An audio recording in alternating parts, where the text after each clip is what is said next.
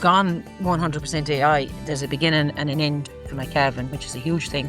Because when I'm lambing first, I've 2 or 3 weeks of hard work with sheep, and then I go straight into cows calving. So for, we'll say maybe February, March, you mightn't sleep a whole lot. So at least I know with AI, I have a start date and I have a finish date, and that's it.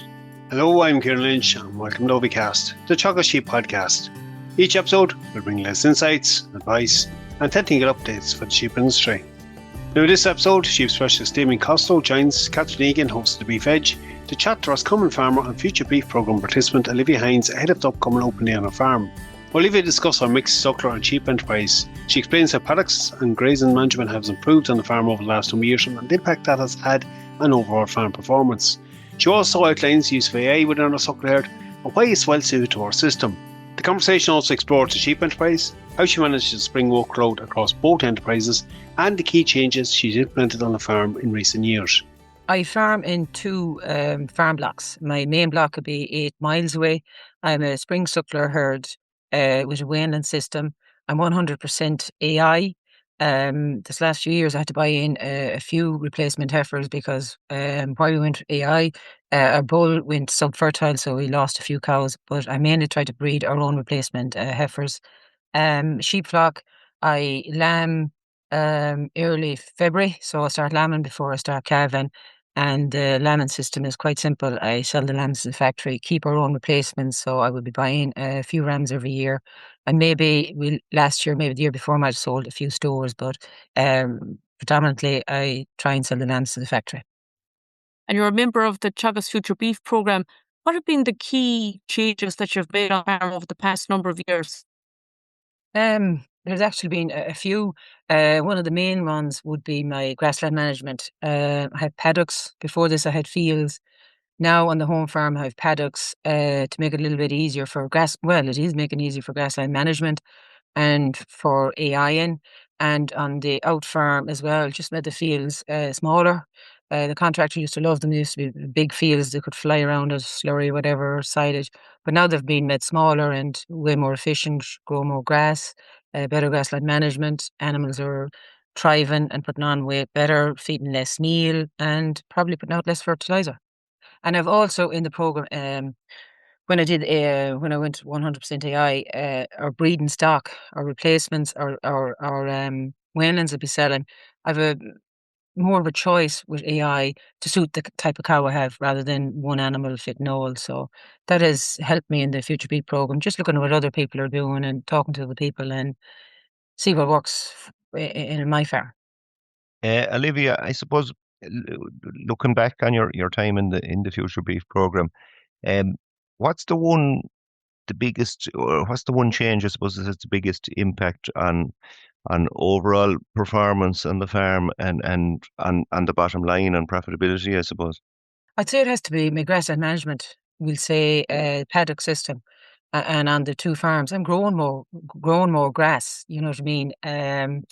Pick up silage, and grass is cheaper than buying a lot of deer nuts or putting out a lot of fertilizer. The fertilizer gone so expensive now in the last few years. So I'm growing more grass and probably putting out less fertilizer, which is a good thing. So I'm really kind of pushing on that, trying to maximize as much as I can out of the grass and the value of it, even though this last few weeks has kind of gone a little bit awry. But earlier on in the year we were looking for it and now we seem to have a lot of it. But maybe that's not a bad thing either. Yeah, that's a good thing. And look, as you say, in most cases you probably have the option of taking out some surplus bales as well as you go, like to kind of reset the grass a bit. Absolutely, yeah. You mentioned, Olivia, there that you moved to using 100% AI due to bull fertility issues. What have you seen as the biggest benefits to moving to AI, or what advice would you give to other farmers that might be thinking about making that change but still waiting to think about it? Well, the biggest thing for me was choice. I have a choice of going for replacement or for selling. Before this, when you were buying a bull, it might only be one or the other. So I have choice. When you see the cows, you'll see they're not big cows. I have, you know what I mean, of cement limousines and there's some blacks, you know what I mean? So just on my farm, and I wouldn't be happy with the one bull fits all. So it didn't really suit the system I have. So now I can go for cementals for my own replacement. So I can pick my top cows that are quiet and increase the milk increase the milk volume in our herd. And then for weanlings, I can go for Charlies or limousines, and hopefully get nice weanlings that you can sell on for bulls or heifers. With AI, I think it's just choice, you know what I mean? Because I have the option, and you know what I mean, cemental similines, bulls, and the expense of a bull, and bulls are gone so dear, you know what I mean? You need them to work, and I only have to worry about, we'll say, breeding for 10 or 11 weeks of the year. I don't have to put a bull in a shed and mind him and make sure he doesn't get sore feet or keep him away. I'm gone 100% AI. There's a beginning and an end to my calving, which is a huge thing, because when I'm lambing first, I've 2 or 3 weeks of hard work with sheep, and then I go straight into cows calving. So for, we'll say, maybe February, March, you mightn't sleep a whole lot. So at least I know with AI, I have a start date and I have a finish date, and that's it. And having that choice of AI sires to choose from, Olivia, what are the traits or what characteristics are you prioritising when you're selecting sires for producing them top quality weanlings? Well, main thing is that easy calving, because you know what I mean. You don't be calving, pulling calves or sectioning in calves. That's hard work. So I'm going for bulls that are easy calving. But when I'm going for replacements, I'm picking my top cows that will produce a nice colour calf and have milk, or maybe increase the milk in them. You know what I mean? So mine is about a good square cow. I'm not going for shape. They're not kind of fancy blue ones. You know what I mean? They're an ordinary big frame cow that can produce a calf. So for the weanlings, I would be looking at carcass weight, because when I finish with them, the next person has to go on and push them on and turn into a good beef animal. You know what I mean? So I'll be looking at carcass weight for them, and easy calving. You know what I mean? So I would be watching, are the easy calving. I don't want hard calving at night, or nobody really wants that. So I need a cow to have a live calf every year, and get them out on grass in spring as soon as I can. So if you have a cow with hard calving, or calf is too big when he's born and you have to lift him, and you could have trouble trying to get him to suck or not. And so if they can calve themselves up sucking as soon as they can, and reduce my workload, which would be a huge help. But look, at what I do may not suit other people, but that's what I'd be looking for. Easy calving, up, lively, sucking, and quiet cow. And you've put a huge focus on improving efficiency and maximising weight gain while that weaning is on your farm in the past number of years. Yeah, well, yeah, that's important, because we're a great country to grow grass, and with grass, we'll say cows can produce lots of milk. And I want the calf from once he's born, and you know what I mean, always to be improving. You know what I mean.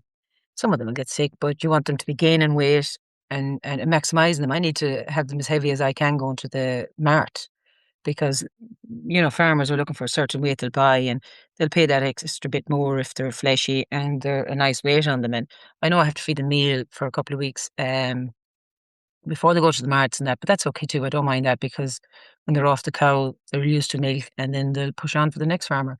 So if I'm selling good weanlings, you hope you get repeat customers.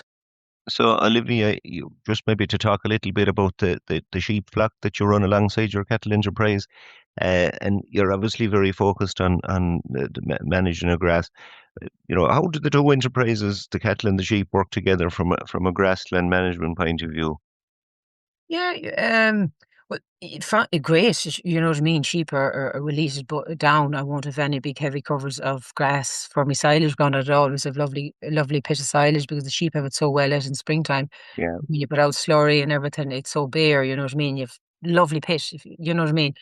And yeah, you see the samples I have of our pit silage. It's the DMD is quite high in it. yeah. Yeah, it works well, because cows will eat a certain height, and the sheep will then go as low as you humanly They, possibly they, they, can. they, they The bears. complement each other. They complement each other from a grassland point of view, I suppose, is right. Yeah, yeah, and Yeah, even from a parasite burden point of view as well. I suppose there are advantages in the mixed grazing there as well. And it, absolutely. Yeah, yeah, yeah. and I suppose from a labour perspective, then I think you mentioned that we'll say that you're lambing you're lambing first. I think you and I had a conversation before. I was saying why were you lambing so early, and I think maybe explain to us how that works for you from a labour point of view.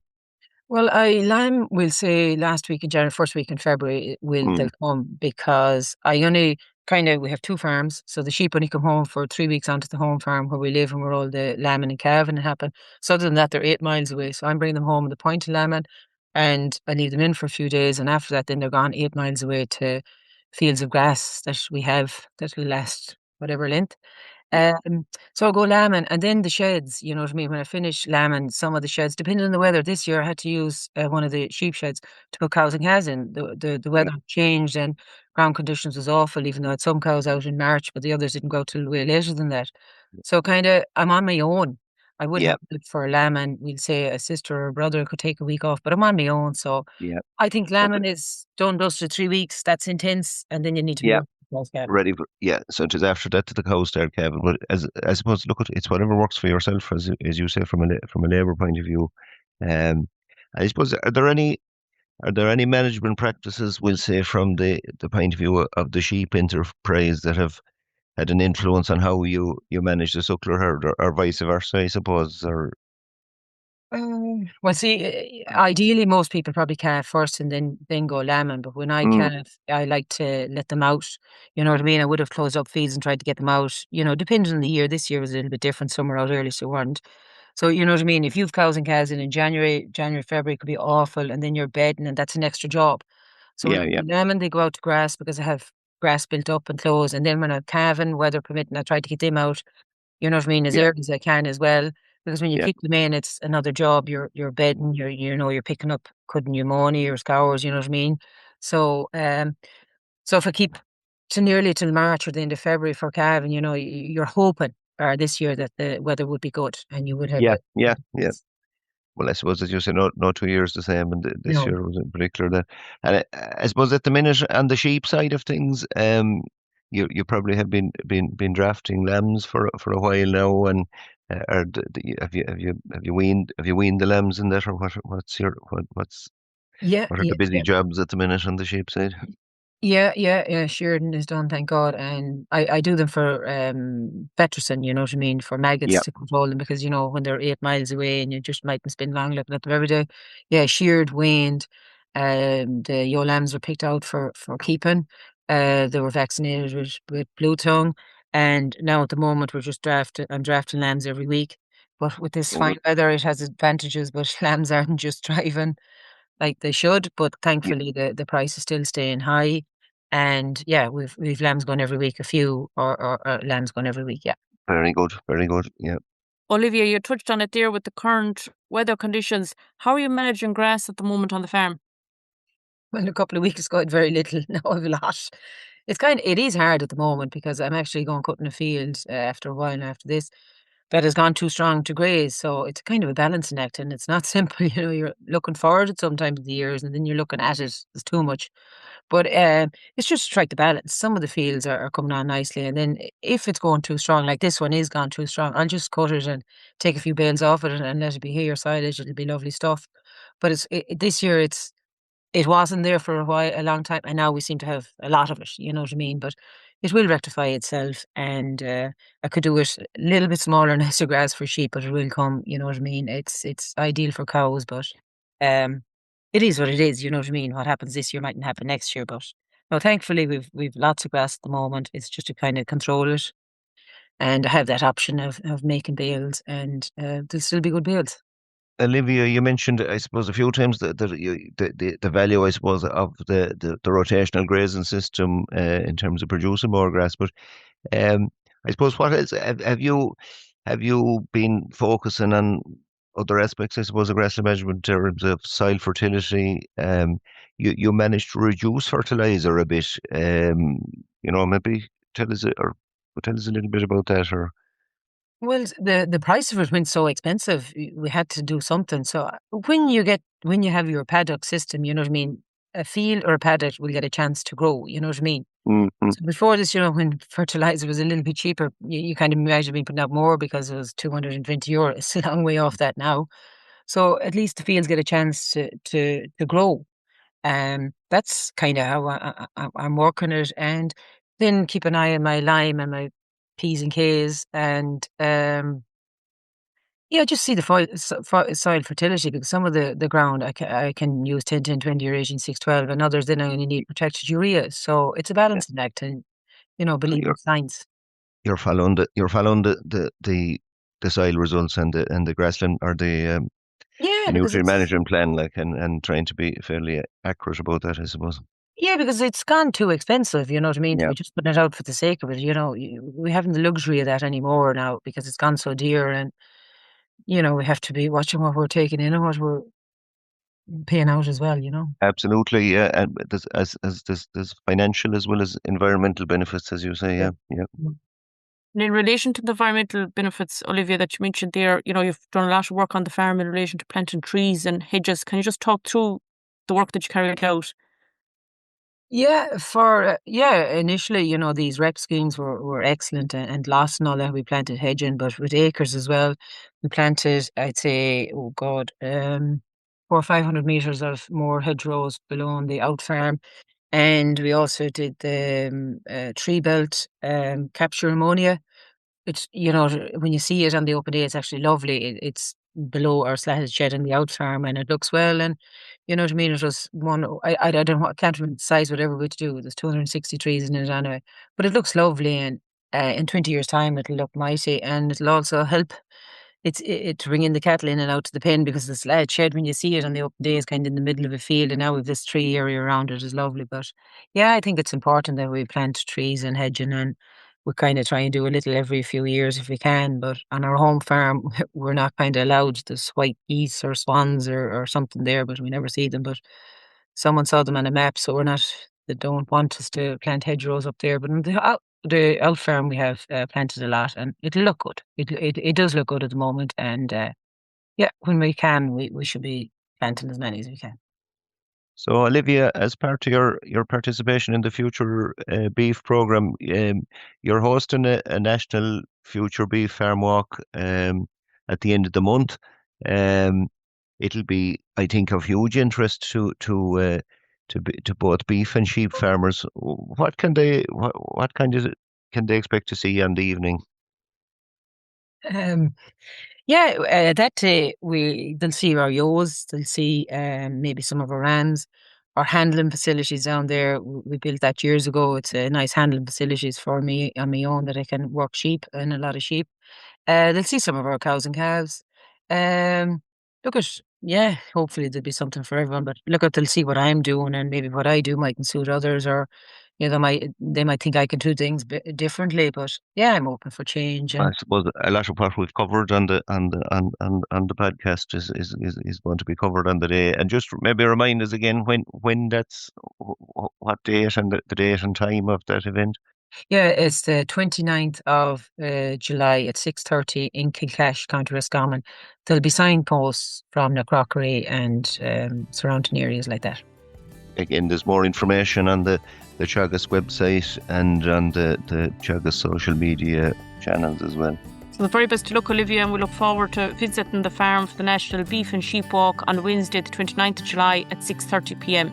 Thank you very much. We'll leave it there for this week's episode. As Catherine and Damian has indicated, there's more details about Olivia's farm on the Teagasc website, and just keep an eye on the social media channels for more information about that event. It promises to be a very good evening. That's it for me. I'm Kieran Lynch. Thanks for joining us. Don't forget to subscribe and follow us wherever you get your podcasts.